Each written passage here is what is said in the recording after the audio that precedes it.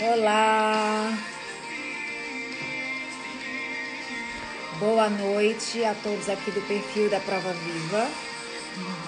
Prometi para vocês que hoje a nossa reunião iria ser compartilhada com o perfil do Instagram. E declaramos que estamos aqui somente por Ti. Fala aos nossos corações dessa noite. Usa-nos, Senhor. Usa-nos, Senhor, como igreja. Usa-nos, Senhor. Usa-nos, Senhor, como Teu povo. Propriedade exclusiva do Senhor. Enche-nos até transbordar.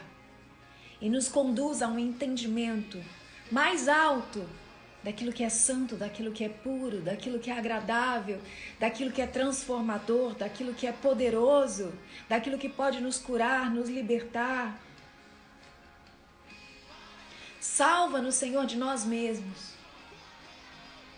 Nos conduz ao infinitamente mais, que é promessa do Senhor para nós, através da revelação do Teu amor. Espírito Santo, toma os nossos corações nessa noite. Espírito Santo de Deus, fala diretamente aos nossos corações. Em nome de Jesus, te consagro, Senhor, esses minutos na Tua presença, crendo, sem duvidar, que a Tua palavra é como espada de dois gumes, que separa a alma do espírito, discerne todas as coisas e nos instrui, nos edifica, nos confronta, mas também nos constrói, nos restaura, nos consola e nos fortalece de dentro para fora.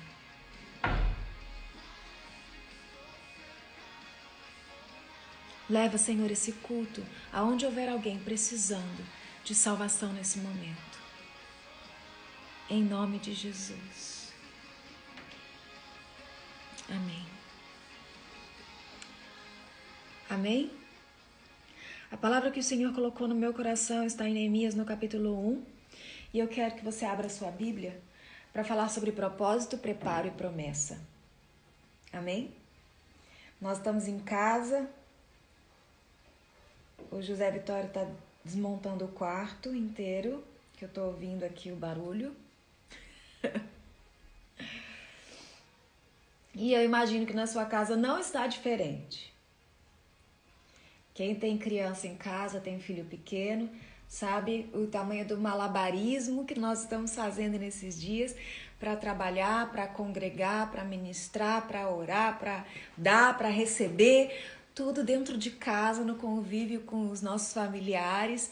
E na nossa vida aqui não é diferente. Eu quero te encorajar a não se desconcentrar, a não perder o teu foco, porque para nós também tem sido assim.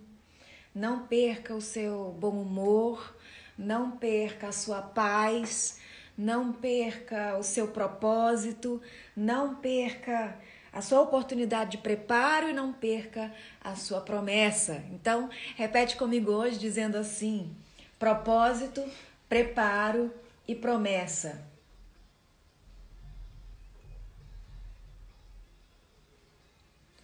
Propósito, preparo e promessa. 3 coisas importantes que eu observei na vida de Neemias já desde o primeiro capítulo. Neemias, ele não tinha medo das próprias emoções, mas ele enfrentava grandes desafios, extremos, e não negava sua própria humanidade e fragilidade, mas ele tinha um propósito firme, ele tinha uma promessa em vista e ele decidiu se preparar para isso. Ele tinha uma inquietação, e a inquietação faz parte do propósito. Como eu sei qual é o meu propósito? Um dos sinais de qual é o teu propósito é uma inquietação interior que você tem diante de um grande desafio e uma sensação de autorresponsabilidade como algo que te diz: eu preciso resolver isso. Neemias, ele tinha uma inquietação com relação à reconstrução dos muros de Jerusalém. Ele era um homem que tinha um fardo no coração, que era um peso de responsabilidade diante de algo sagrado que estava arruinado e destruído. Como que alguém que tomava sobre si as dores do próprio Deus, de olhar para algo que fazia parte do povo dele, do povo escolhido, completamente destruído por uma má gestão de desobediência, uma má gestão de compromisso, de aliança pessoal com Deus, que é o que aconteceu com o povo de Deus. E de repente, assim como nós, agora a gente pode contextualizar, estamos vivendo como nação, para pensar, Neemias, individualmente, não tinha culpa, talvez, do peso do pecado do povo de Deus, do povo de Judá, do povo daquela geração.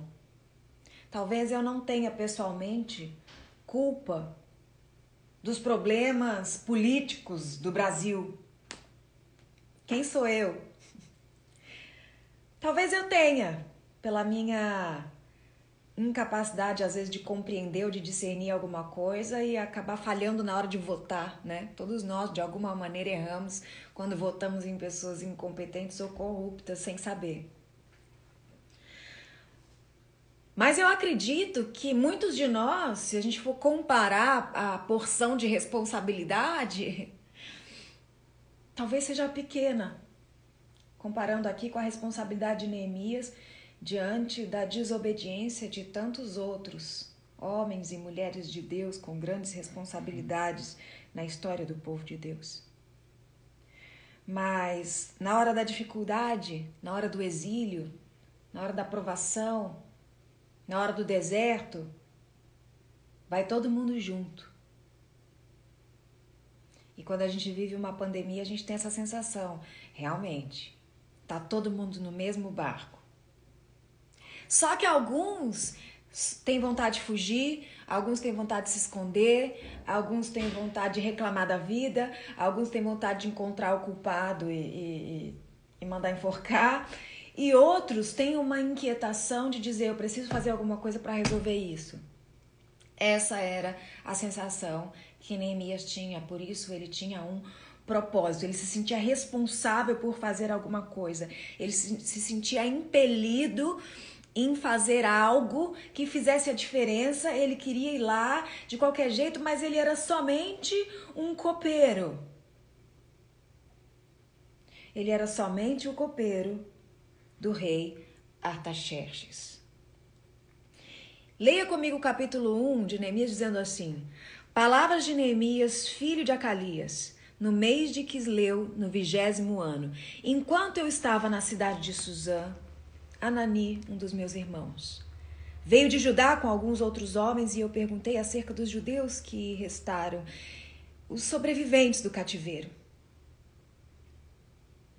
Sim, desde o reinado de Artaxerxes. E eles responderam, aqueles que sobreviveram e estão lá na província, estão sofrendo muito e passando por grande humilhação. Eles não estavam falando de pessoas desconhecidas, eles estavam falando de pessoas conhecidas de Neemias, pessoas próximas de Neemias. Então você imagina alguém que você ama muito, de repente, eu vou contextualizar aqui com o que a gente está vivendo para você conseguir, de repente, se colocar no lugar dele, tá? É como se de repente tocasse seu telefone e uma pessoa falasse para você assim, sabe fulano? Que você gosta muito, que você ama muito, tá com coronavírus, tá internado, já foi pra UTI, tá no respirador, entendeu? Mais ou menos isso. Chegaram pra ele e falaram assim, as pessoas que você ama, as pessoas que você conhece, aquelas que sobreviveram, estão sofrendo humilhação, estão passando por grave sofrimento. Só que naquele tempo, A adversidade era a destruição completa, a vergonha do povo de Deus. E eles disseram: o muro de Jerusalém foi derrubado, as portas foram destruídas pelo fogo. Acabaram com a nossa honra como povo do Deus vivo. E Neemias diz assim: quando eu ouvi essas coisas, eu me sentei e comecei a chorar. Verso 4. Eu sentei e chorei. Sabe, às vezes a gente se recusa a chorar porque a gente não quer demonstrar nenhum tipo de emoção. Tem pessoas que estão assustadas, tem pessoas que estão com medo, tem pessoas que estão tristes, mas elas não se permitem chorar diante de uma desgraça como a que a gente está vivendo. E uma das coisas que Deus falou comigo hoje foi: cuidado com as emoções que você reprime, porque elas podem, de alguma maneira, adoecer você. Neemias, diante de uma má notícia, ele chorou, mesmo sabendo que ele tinha um propósito que exigia dele muita coragem. A coragem vinha do céu, como sempre veio, sobre todo grande homem e grande mulher que mudou a história. E recebeu sobre si uma coragem sobrenatural, porque a palavra dizia: o Espírito do Senhor estava sobre ele. Mas humanamente falando, olha, eu vou chorar, eu tô triste, eu tô desesperado, eu tô preocupado, eu tô inseguro, eu tô arrasado. Eu acho que ele ficou arrasado. Ele sentou e chorou. E depois, logo em seguida, fala: passei dias me lamentando, passei dias jejuando, passei dias orando ao Deus dos céus. Ele chorou, mas ele continuou sendo um homem de oração. Ele sentou para chorar e se lamentar, mas ele continuou sendo um homem que jejuava. Ele sentou e chorou, mas ele não ficou inerte nem paralisado no que diz respeito ao clamor e à consciência de que sim, existe um Deus que está me ouvindo. E não é porque eu estou sofrendo que eu vou ficar esperando alguém que tenha mais fé do que eu orar. Eu vou ficar esperando que o pastor da minha igreja, que é mais ungido, mais preparado, levante um clamor ou um jejum. Não. Ele tinha uma inquietação gerada por um propósito e disse: eu vou jejuar, eu vou clamar, eu vou orar, porque eu vou me preparar para a promessa. Qual promessa? Havia uma promessa de reconstrução. E ele teve iniciativa e disse: vai começar por mim. Nossa, mas ninguém na minha casa tá orando, ninguém na minha casa tá crendo, ninguém na minha casa tá discernindo, tá todo mundo reclamando, tá todo mundo se pegando, o pessoal vai se matar. Teve uma colega minha que eu conversei essa noite e seria cômico se não fosse trágico, mas ela falou pra mim assim: pastora, eu tô nessa quarentena, eu e minha mãe aqui em casa, se o coronavírus não matar ela, eu mato. Eu falei: oi? Ela falou: ela é uma senhorinha já, se não for coronavírus. Aí eu falei: não brinca com isso. Ela falou: meu Deus do céu, eu não tô aguentando mais. Então eu não sei como que você tá difícil para todo mundo, tá todo mundo com os nervos à flor da pele, tá todo mundo preocupado, tá todo mundo sobrecarregado. Mas Neemias, ele falou o seguinte: eu tô arrasado, mas eu vou orar, eu vou jejuar e eu vou clamar. Antes de qualquer coisa. Não tô querendo dizer que ele só jejuou, ele só orou, ele só lamentou. Não, você vai ver mais pra frente o tanto de coisa que ele fez. Mas a primeira coisa que ele fez foi chorar. O que isso mostra pra nós? Primeira coisa que eu faço é colocar pra fora as minhas emoções, assumir a minha humanidade, assumir a minha vulnerabilidade, assumir as minhas fraquezas. Eu vou chorar, porque eu preciso assumir diante de Deus a minha incapacidade de resolver sozinho esse problema. Seja individualmente, seja como família, seja como cidade, seja como estado, país ou planeta. Primeira coisa que eu faço é me humilhar diante de Deus e falar: Senhor, eu tô arrasada, eu tô triste. E antes de encontrar o culpado, antes de me revoltar, antes de qualquer coisa, eu quero chorar. Às vezes a gente não se permite viver esse sofrimento. A gente acha que isso é falta de fé, a gente acha que isso é falta de vida com Deus, a gente acha que isso é desequilíbrio emocional. Não, isso é humanidade. As pessoas espirituais precisam olhar para Jesus, porque ele, mesmo sendo Deus, chorou gotas de sangue. Porque ele sabia que se Deus nos deu emoções, foi para que a gente possa senti-las, discerni-las e expressá-las. Obviamente que diante das pessoas certas e da forma certa. A Edna falou glória a Deus, porque a Edna é uma chorona. Eu conheço meus alunos, gente. Edna, você é uma bênção. Eles me mandam um direct e acham que eu não escuto. Mas eu sei quem é chorão, sei quem é durão. Eu não posso chorar. Não, eu vou fazer de conta que tá tudo bem. Não, eu vou ficar revoltado. Não, eu vou botar a culpa eu vou transferir a minha tristeza, toda a minha energia, e vou transformar ela em raiva de um político, de um governador, de um, sei lá. Não estou aqui isentando a responsabilidade dos políticos, tá? Eu tô querendo dizer que, antes de qualquer coisa, eu tenho que ter a humildade de falar: Deus, eu tô triste. Eu tô triste porque eu não queria estar vendo as pessoas viverem isso. Eu tô triste porque eu não queria que as pessoas estivessem passando fome. Eu tô triste porque pessoas que eu conheço morreram. Eu tô triste porque eu tinha planos, tinha projetos e de repente tudo ficou paralisado. Mas diante de tudo isso, eu vou fazer um compromisso com Deus de jejum, que quer dizer arrependimento, revisão de vida. Eu vou fazer um propósito de oração com Deus, eu vou acordar de madrugada para orar. Eu vou amanhecer na presença de Deus, eu vou gastar a minha primeira hora do dia com o Senhor. Mas e aí, o que vai acontecer? Eu não sei o que vai acontecer. Eu sei que o lugar onde eu tenho que estar é na presença de Deus, recebendo palavra de Deus. É nele que eu confio. E é dele que vem a minha resposta.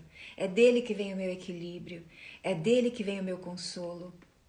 É dele que vem o meu discernimento. É dele que vem a minha sabedoria. Eu compartilhei com vocês no grupo do Telegram 52 versos sobre sabedoria hoje. Eu quero que vocês leiam essa semana, porque isso faz parte do teu propósito, do teu preparo e da tua promessa.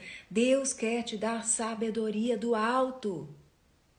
A sabedoria divina é algo tão sobrenatural que é como se uma capacitação divina viesse sobre você para resolver algo que humanamente você não conseguiria. Isso é sabedoria. A capacidade de usar o conhecimento certo, na hora certa, do jeito certo, para resolver coisas que você não conseguiria sem ela. Sabedoria, você não nasce com ela. Ah, não, eu não sou uma pessoa que tem sabedoria, eu não nasci com sabedoria. Ninguém nasce com sabedoria. A palavra de Deus diz que a sabedoria vem do alto. Eu preciso buscar. Você pode ser uma mulher sábia, você pode ser um homem cheio de sabedoria, mas você tem que buscar o suficiente para isso, crendo no teu propósito, buscando o teu preparo para viver a tua promessa. E Neemias continua dizendo, ele fala assim: enquanto eu clamava, eu falei: Senhor, Deus dos céus, Deus grande, Deus temível, Deus fiel, a aliança misericordiosa com os que te amam e obedecem aos teus mandamentos. Gente, para quem faz parte da Escola de Princípios, do Clube Detox da Alma, da Prova Viva, sabe que quando a gente ora, a primeira coisa que a gente faz é declarar quem Deus é. Assim como Jesus fez. Pai nosso que estás no céu, santificado seja o teu nome. Bendito seja Deus. Veja como Neemias orava. Senhor, verso 5 do capítulo 1. Senhor, Deus dos céus, Deus grande, Deus temível, Deus fiel à aliança, Deus misericordioso com os que te amam, Deus misericordioso com os que te amam e te obedecem os teus mandamentos. Isso ele estava só começando a orar. Será que a gente tem orado assim? Muitas vezes a gente vai se aproximar de Deus para orar, a gente fala assim: Pai, eu quero já dizer que eu tô péssimo, que eu tô me sentindo mal, que essa situação tá horrível, que eu não aguento mais, faz alguma coisa. A gente mal começa a falar com Deus, já começa a reclamar e pedir ao mesmo tempo, daí a pouco já tá revoltado. Vocês já pararam para pensar que a gente não sabe nem orar? Você cria uma atmosfera de intercessão, de poder, de oração íntima com Deus quando você começa a falar: Senhor meu Deus, Deus dos céus, Deus grande, Deus temível, Deus fiel, fiel à aliança e misericordioso com os que te amam e com aqueles que te obedecem aos teus mandamentos. Quando você começa a falar quem Deus é e você gasta tempo, se eu pudesse, se nós tivéssemos esse tempo, eu podia ficar meia hora aqui só falando quem Deus é. É o Shaddai, Emanuel, é o Rafá, Jeová Jirê, Pai bondoso, Abba Pai, meu paizinho, Pai da eternidade, Príncipe da paz, maravilhoso conselheiro, Emanuel. Quando você começa a falar quem Ele é, quando você começa a sua oração dizendo: Tu és santo, santo, santo, santo, santo, eu estou chorando sim, mas eu abro minha oração dizendo: Grandioso Deus, fiel, fiel à aliança, misericordioso aos que te obedecem e te amam, Senhor Deus dos céus, Rei dos reis, Senhor dos senhores, poderoso Deus. Até o meu choro já começa a ser acalentado. Até aquilo que eu tinha para clamar já começa a ser removido de dentro de mim. Até o que eu ia pedir já começa a ser ministrado pela fé. Porque eu já começo a falar com Deus dizendo: poderoso, poderoso, poderoso, poderoso, poderoso. Dependendo do que eu ia dizer depois, às vezes eu nem preciso falar mais. É ou não é? Às vezes você ia falar assim, vou contextualizar aqui para Isa. Às vezes você ia falar assim: Deus cuida do meu vizinho, pelo amor de Jesus, me livra. Né? Tô falando aqui de uma pessoa da igreja que ela mora muito colado com uma família complicada, que não deixa ela dormir à noite. Não é não?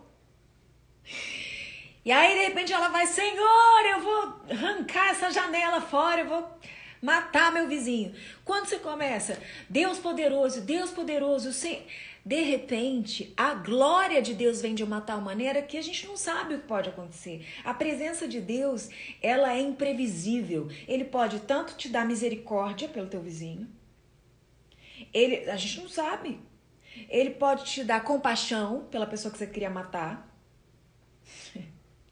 Tô usando uma linguagem figurada, pessoal, ninguém quer matar ninguém. Quanto pode te dar também fé de que ele já está cuidando de tudo. Ou ele pode te dar sabedoria de como resolver aquilo, ligar para a síndica, ligar para a pessoa que administra o lugar, sei lá. Ou ele pode te dar uma estratégia de oração para que você comece a orar para resolver aquela situação e de repente através da tua vida Deus vai salvar aquele vizinho. Eu não sei. mas tudo depende da forma como a gente se apresenta diante de Deus. E eu quero colocar como referência aqui um pouquinho a vida de Neemias, porque Deus escolheu a vida dele, usou a vida dele, e ele era como nós. Então ele fala o seguinte: Senhor, que os teus ouvidos estejam atentos e os teus olhos estejam abertos para a oração que o teu servo está fazendo diante de ti, dia e noite, em favor dos teus servos, em favor do povo de Israel. Ele estava orando por pessoas que estavam sofrendo e aparentemente ele estava num lugar seguro. É como que você está na sua casa, ainda que triste, ainda que passando por adversidades, mas você está chorando. Chorando e clamando dia e noite, como ele mesmo disse, pelas pessoas que estão nos CTIs, com uma doença sem cura, nos hospitais públicos, que nem mesmo as enfermeiras têm máscara suficiente para usar, porque está em falta. Mas o propósito de Deus para a minha vida traz sobre mim o peso da responsabilidade e a inquietação de dizer: eu preciso hoje orar, eu preciso hoje tirar 10 minutos para orar pelas pessoas que estão nos hospitais. Senhor, é como se você sentisse: poxa, a minha oração vai fazer diferença, Deus vai me ouvir. Porque sabe, o diabo ele é mentiroso, ele é enganador, ele é falso, ele é destruidor. Sabe o que ele faz? Ele quer te convencer que a tua oração não vai fazer diferença. Ah, mas a minha oração é mais uma, menos uma. Quem sou eu? Quem sou eu para orar por quem está nos hospitais? Quem sou eu? Olha para mim, Deus não está nem aí para mim. Tem gente mais santa orando, tem gente fazendo live, tem pastor fazendo live 24 horas de oração e adoração e intercessão pelo Brasil. Quem sou eu? Você não sabe o tamanho do teu propósito. Talvez o teu propósito seja maior do que você imagina. Se você tem uma inquietação dentro de você, e só você pode me dizer se você tem essa inquietação, saiba que Deus está te chamando para orar. Deus está te chamando para orar. Posso dar um testemunho? Eu levantando a mão, né? Tipo, tô achando que eu tô aqui em casa, assim, com todo mundo aqui na sala. Posso dar um testemunho? Quando eu estava internada no hospital, há 9 anos atrás, 9 anos e 8 meses, 7 meses atrás, com falência múltipla de órgãos, existiu um povo que falou: eu vou orar por aquela mulher e eu vou orar para que ela seja curada. Queridos, não foi uma pessoa, nem duas, nem três, nem 4. Foram centenas de milhares. Deus me deu a graça de conhecer pessoalmente muitas dessas pessoas anos depois. E não foi uma, nem duas, nem 3 vezes que eu encontrei alguém ao redor do mundo, ou pelo Brasil afora, ou no interior do sertão, que chegou para mim e falou assim: pastora, sabe aquele dia que o coração da senhora parou? A senhora teve uma parada cardiorrespiratória de 18 minutos, que saiu na internet no dia seguinte, que a senhora quase fizeram atestado de óbito e tal. Aquela madrugada Deus me levantou e me mandou orar e ficar falando: coração volte a bater, coração volte a bater, coração volte a bater. E eu não sabia por que eu estava falando aquilo. E eu fiquei na minha casa sozinha de madrugada, 5 horas da manhã, e foi bem na hora que teu coração parou, que depois eu vi que divulgaram na internet. Porque Deus levantou uma pessoa no meio do nada, que não era pastor, não era apóstolo, não era profeta, não era presbítero, diácono e nem nada. diante da comunidade cristã, da comunidade evangélica ou da igreja local. Era uma filha de Deus, sensível à voz do Espírito Santo. Que Deus falou, o coração dela vai parar essa madrugada. Levanta e começa a clamar. E profetiza, coração volte a bater, coração volte a bater, coração volte a bater, coração volte a bater.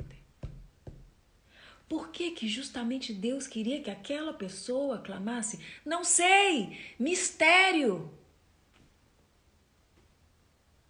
Mas ela estava sensível na hora certa, no lugar certo, da forma certa, e Deus ouviu e o coração voltou a bater. Será que Deus não quer ter esse nível de intimidade com você para te levantar na madrugada e dizer, olha, tem uma senhorinha nesse exato momento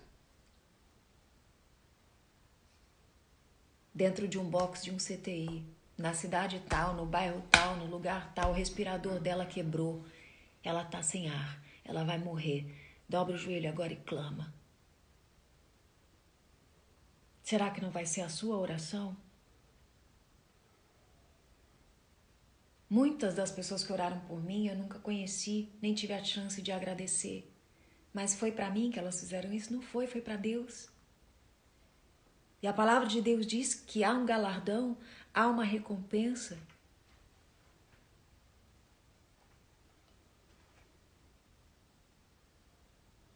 Milhares de pessoas se juntaram para clamar por uma pessoa morrendo. E hoje eu estou aqui, cheia de marcas, mas cheia de testemunhos, cheia de cicatrizes, mas cheia de poder para testemunhar.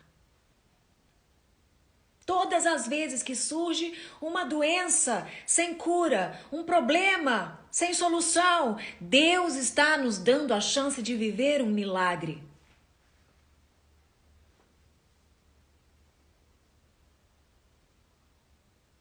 Você vai ser a pessoa que vai assumir a responsabilidade como Neemias? Ou você vai ser aquela que vai dizer assim, não, mais um, menos um.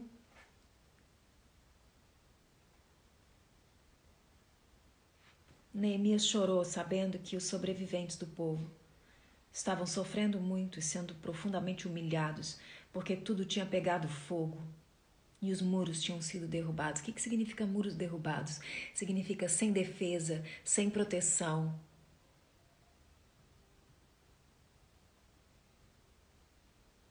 Vivendo em injustiça. Perdendo o senso de pertencer. Sem limites, você perde identidade. Você perde autoridade, você perde autonomia.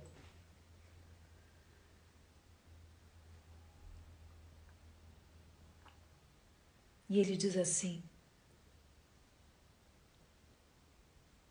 eu confesso os pecados que nós, os israelitas, temos cometido contra ti. Verso 6. Quando nós jejuamos pela nação brasileira, agora há poucos dias atrás, era exatamente isso aqui que nós estávamos fazendo. Como país, me arrependo diante de Deus por todos os pecados dessa nação. Me arrependo individualmente pelos meus erros, pela minha preguiça de aprender sobre política, muitas vezes pela minha repulsa de querer aprender e entender de política por achar que é tudo muito nojento e muito sujo no Brasil. Me perdoa, Senhor, porque eu me neguei a entender. E por me negar a entender, transferi para o ímpio o direito de votar e de decidir o destino da minha nação, porque eu não sabia votar. Porque eu não queria saber desse assunto. Neemias estava aqui falando para Deus, eu confesso os pecados do povo de Israel. Olha o verso 7, ele toma para si a responsabilidade. E ele fala assim, nós agimos de forma corrupta e vergonhosa contra ti. Não temos obedecido os mandamentos e aos decretos e às leis que deste ao teu servo Moisés. Eles estavam aqui 423 anos antes de Cristo, Pensa, 1.100 anos depois das leis serem dadas a Moisés. Mais de 10 gerações, as leis se perderam. A gente leu a Bíblia esse ano, a gente fez a maratona bíblica. Para o pessoal que fez a maratona, a gente acabou de ler Levítico, quase que decorar os mandamentos e Números, Deuteronômio. E de repente agora você para pensar, poxa, como é que era aquela lei mesmo que Deus entregou para Moisés? Ah, mas eu já terminei de ler tem 20 dias, normal esquecer. Não, não é normal. Eles estavam há 1.100 anos depois e não era normal, não é normal esquecer. Se Deus te deu um princípio, um propósito, se Deus te deu uma promessa, uma lei, se Deus te deu um mandamento, isso é sagrado, eu preciso guardar de todo o meu coração, meditar nisso dia e noite. A próxima maratona começa em maio. Agora em abril, dentro da Escola de Princípios, a gente está fazendo imersão do Detox da Alma. Falando para o pessoal que perguntou aqui nos comentários.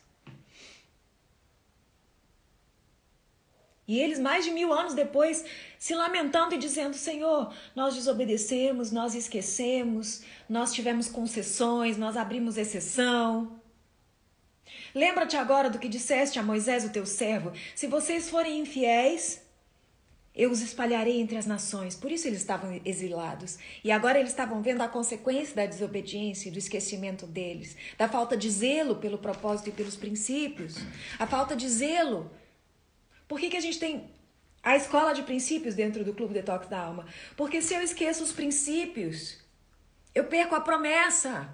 Se eu não me preparo, eu não vivo o propósito. Mas como eu vou obedecer os princípios se eu nem mesmo sei quais são? Eu tenho que estudar os princípios dia e noite.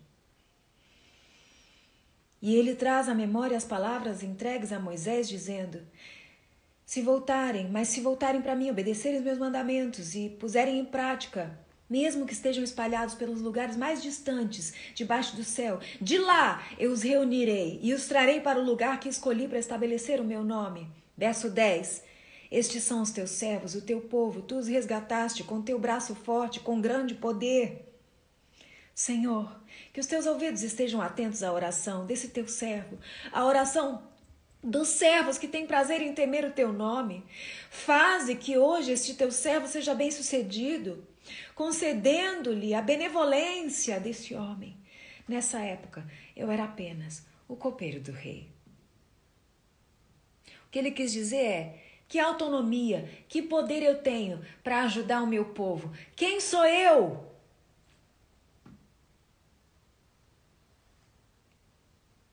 Talvez seja você uma pessoa que não tem influência, não tem seguidores, não faz parte do governo, não trabalha para a prefeitura, você está vendo caos, você não é da área da saúde, você está vendo caos e você fala assim, quem sou eu para fazer alguma coisa?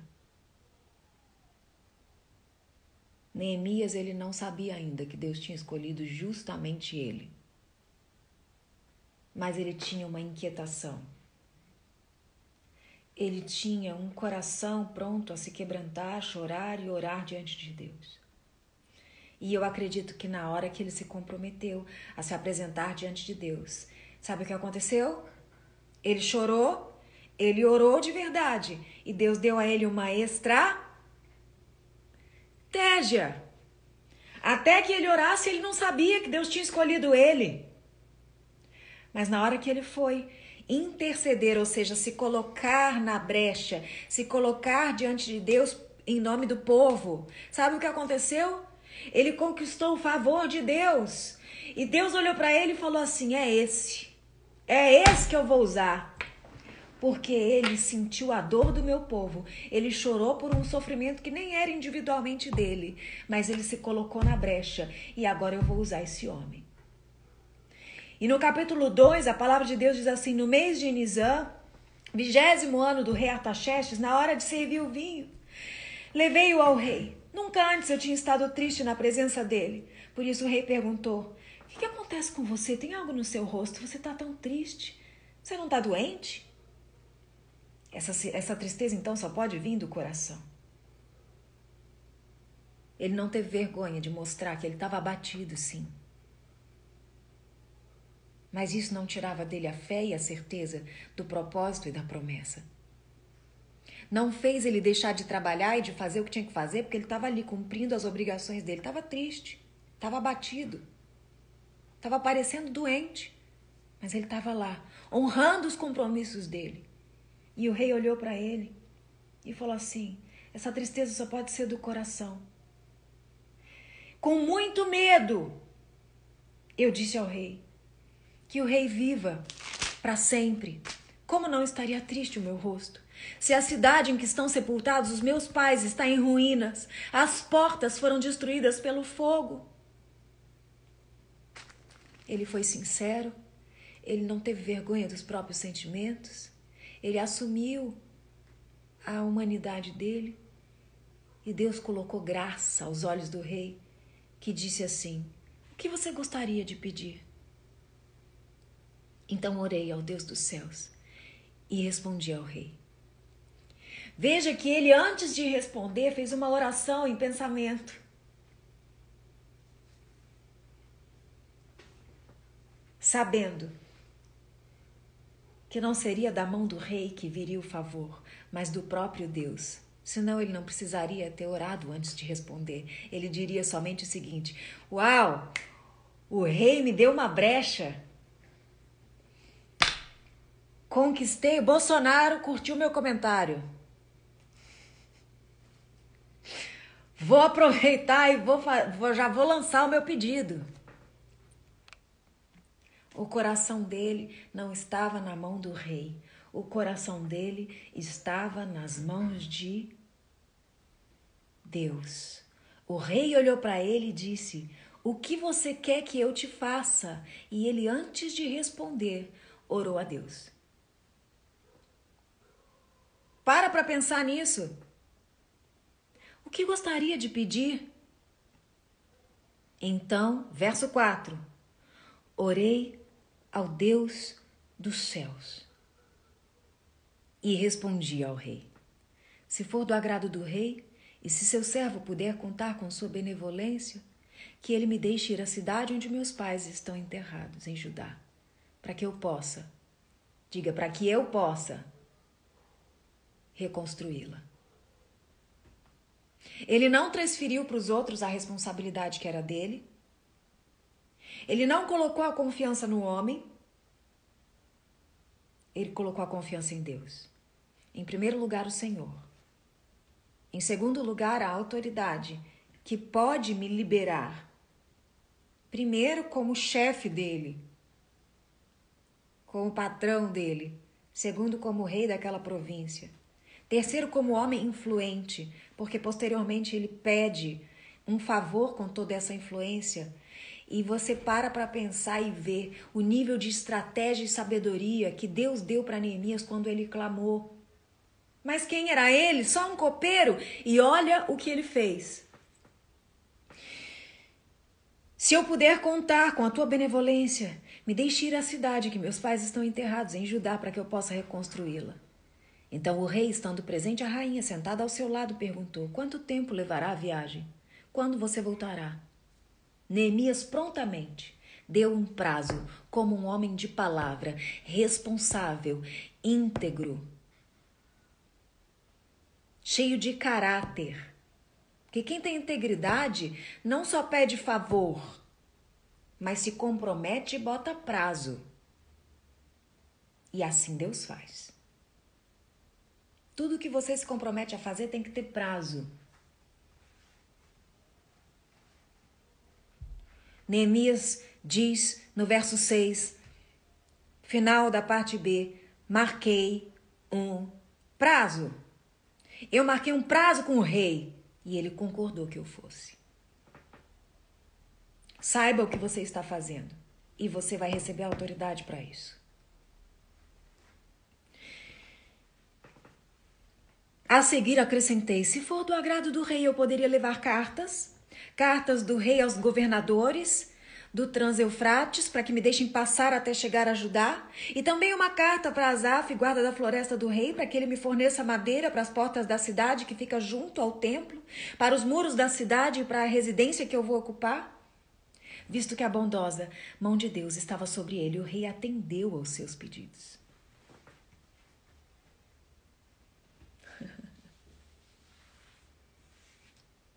Até mesmo na hora de escrever a sua carta, Neemias se preocupou em deixar claro que foi o favor de Deus que fez tudo isso.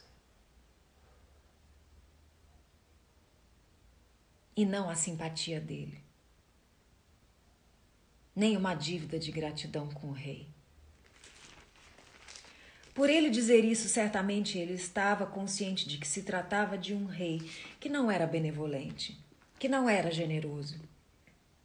Senão ele não faria questão de enfatizar, porque Deus tocou o coração dele, ele fez isso. O que ele está querendo dizer é o seguinte: se Deus não tivesse falado com aquele homem, aquele ali, tinha deixado eu ir nunca. Ainda mais me dado carta para um, carta para outro, e as portas se abrindo e o caminho aberto.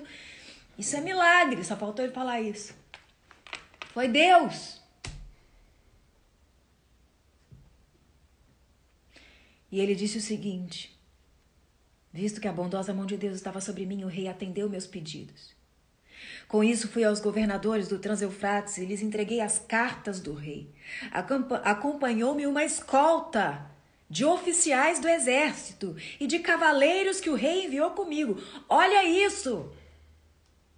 Se você voltar um pouquinho atrás, ele fala assim, no verso 2 do capítulo 2. Com muito medo, eu disse, que viva o rei, pois quem sou eu? Somente um copeiro. E agora ele estava com escolta, com autoridade, chancela, cavalheiros e estratégia. Uma estratégia vinda de Deus.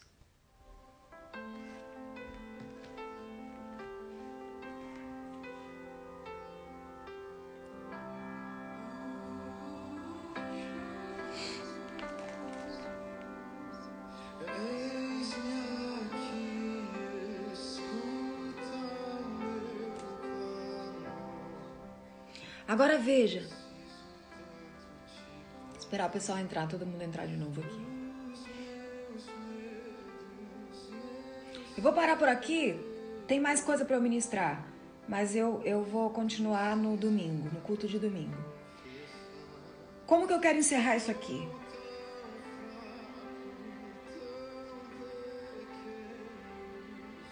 Neemias não fugiu do preparo, não fugiu do propósito, caminhou em direção à promessa, pronto para fazer o que fosse preciso para resolver. Ele não queria só chorar pelo problema, ele queria resolver o problema. Ele queria restaurar o que foi destruído. O pessoal está entrando aqui, tem 100 pessoas, vou esperar entrar mais 20. O pessoal não perdeu o fio da meada.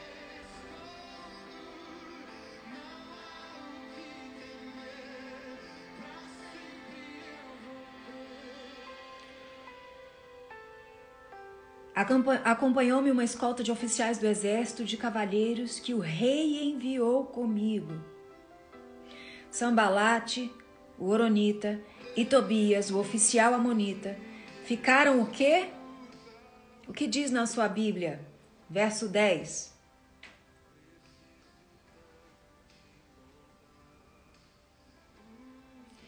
Imediatamente, quando ele se compromete, quando ele tem iniciativa, quando ele assume um compromisso, ele marca um prazo, ele vai para a guerra, ele vai para fazer o que tem que ser feito. Verso 10 do capítulo 2 diz: Sambalate, o Horonita e Tobias, o oficial amonita, ficaram muito irritados quando viram que havia gente interessada no bem dos israelitas. Tem pessoas que não têm coragem para fazer nada, para resolver o problema, e ainda se irritam quando vê alguém corajoso querendo resolver. Normalmente quem é covarde fica irritado com os corajosos, porque essas pessoas não têm a iniciativa de assumir a responsabilidade pelo propósito e nem de se preparar para o propósito, e elas não querem que ninguém faça isso. Então elas estão vendo você estudando a palavra, elas querem atrapalhar. Elas estão vendo você pregar o evangelho, elas querem atrapalhar. Elas estão vendo você viver um propósito, elas querem te atrapalhar. Elas estão vendo você se preparar para o propósito, elas querem te atrapalhar. Elas estão vendo você viver a promessa, elas querem te atrapalhar.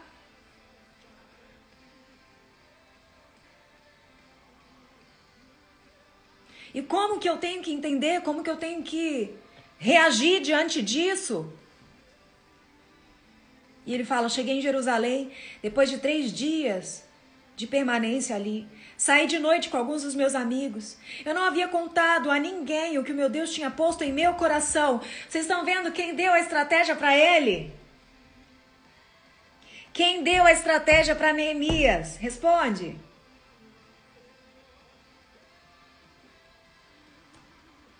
Eu não havia contado a ninguém o que o meu Deus havia posto em meu coração que eu fizesse por Jerusalém.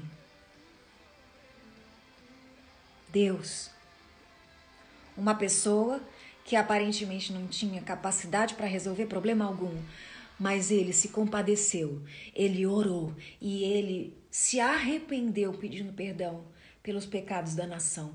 Deus olhou para o coração dele e falou, por causa do teu coração, eu vou revelar para você a estratégia para resolver isso. E eu vou usar você, sendo você quem é, do jeito que você está, onde você está, com o que você tem. E ele diz aqui, não levava nada comigo, nenhum outro animal, a não ser aquele que eu estava montado. De noite saí pela porta do vale, na direção da fonte do dragão e da porta do esterco. Examinando o muro de Jerusalém que havia sido derrubado e as suas portas, ele começou a olhar tudo que tinha sido destruído. Ele não quis fugir da realidade. Ele não foi fazer maratona de série no meio da pandemia para esquecer o que está acontecendo e fingir que não tem ninguém morrendo. Não, ele foi lá olhar a destruição. Eu quero ver o que está acontecendo e eu vou clamar por isso. Eu quero saber quem está morrendo, eu vou orar por isso. Preciso saber quem está internado, eu vou pegar o nome dos hospitais e eu vou começar a orar pelos hospitais que estão sem material. Eu vou clamar por isso. Eu vou começar a arrecadar alimento, eu vou fazer máscara, eu vou costurar máscara, eu vou dar para quem não tem, eu vou fazer o que tiver que fazer, eu vou fazer, como eu falei pro pessoal, gente, vamos fazer uma horta, vamos pegar o terreno aqui, fazer uma horta, vamos distribuir comida, vamos fazer alguma coisa.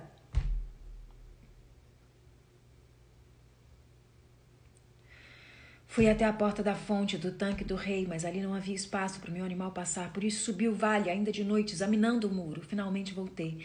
Tornei a entrar na porta do vale. Os oficiais não sabiam aonde eu tinha ido ou o que eu estava fazendo, pois até então eu não tinha dito nada aos judeus, aos sacerdotes, aos nobres, aos oficiais e aos outros que eu iria realizar aquela obra.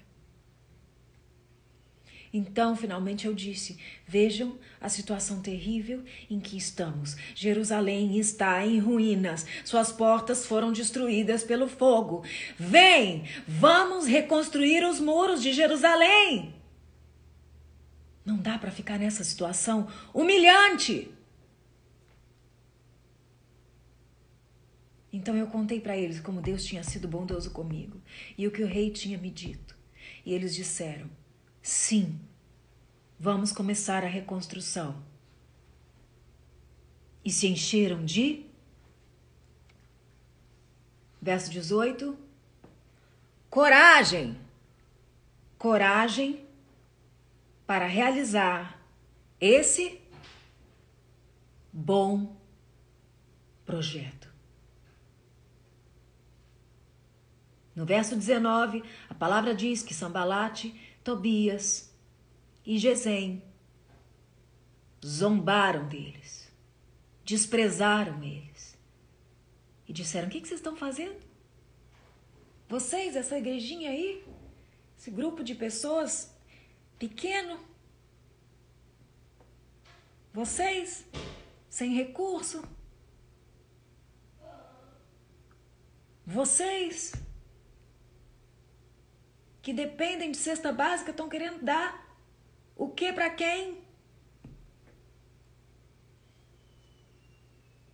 Mas sabe o que eles tinham? Eles tinham tudo. Porque eles estavam com o coração quebrantado. com o coração arrependido, com a disposição de fazer a diferença e com coragem. O quebrantamento atrai o favor de Deus e a estratégia certa que você precisa.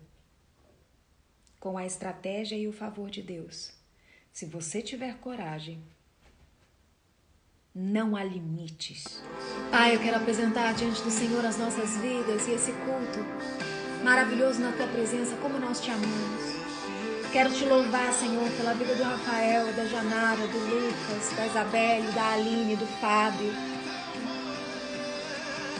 pela vida do Davi, do Pedro, pela vida do Leandro, do José Vitório, pela vida do Iragido, da Dayana, do Itamar, da Ângela, do Guilherme, da Gabriele. Quero Te agradecer, Senhor, pela vida da Ediane, do Emanuel.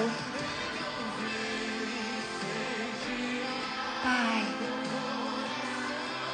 Te louvamos, Te adoramos, Senhor. Te louvamos, Te adoramos. Senhor, eu quero Te louvar pela vida do Iragido, da Dayana e da Julinha. Guarda a vida deles como profissionais da saúde, Senhor. E todos aqueles que fazem parte da nossa igreja, da missão, que estão expostos a esse vírus, Senhor, protege, guarda, dá imunidade, em nome de Jesus. Marca as nossas casas, as nossas famílias. Nos livra de toda provocação, de toda humilhação, de toda inveja. Em nome de Jesus. Que o nosso coração seja quebrantado e comprometido.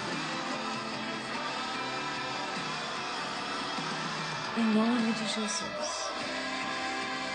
Em nome de Jesus. Em nome de Jesus. Então vem me incendiar o coração, é o Teu altar. Quero ouvir o som do céu, Tua glória contemplar. Então vem me incendiar, meu coração é o Teu altar. Quero ouvir o som do céu, Tua glória contemplar. Te damos glória, Te damos honra. Terra e céus glorificam Seu santo nome. Ele é exaltado, ó Rei.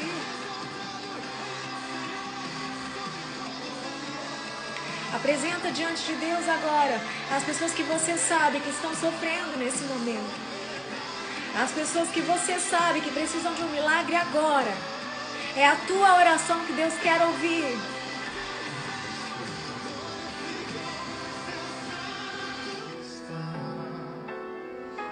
Se você quer nessa noite entregar a sua vida para Jesus, coloca a tua mão no teu coração e repete essa oração comigo dizendo: Senhor Jesus, te entrego o meu coração, perdoa os meus pecados, escreve meu nome no livro da vida. Cancela, Senhor, as maldições que estavam sobre mim. Guia-me, Senhor. Guia-me, Senhor, no Teu caminho. Tu és a verdade, Tu és o caminho, Tu és a vida. Eu quero a vida eterna que está em Ti. Por isso eu confesso que és o meu único Senhor e Salvador. Jesus Cristo, Filho de Deus, que morreu numa cruz pelos meus pecados e ressuscitou ao terceiro dia, subindo aos céus, e está assentado à direita de Deus Pai, o Todo-Poderoso. O mesmo que há de vir.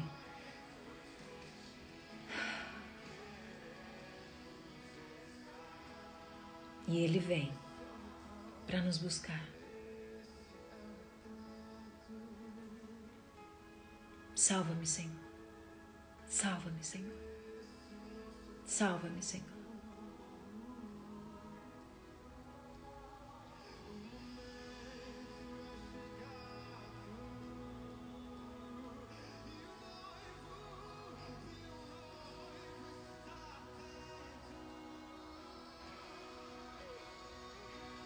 Em nome de Jesus. Amém?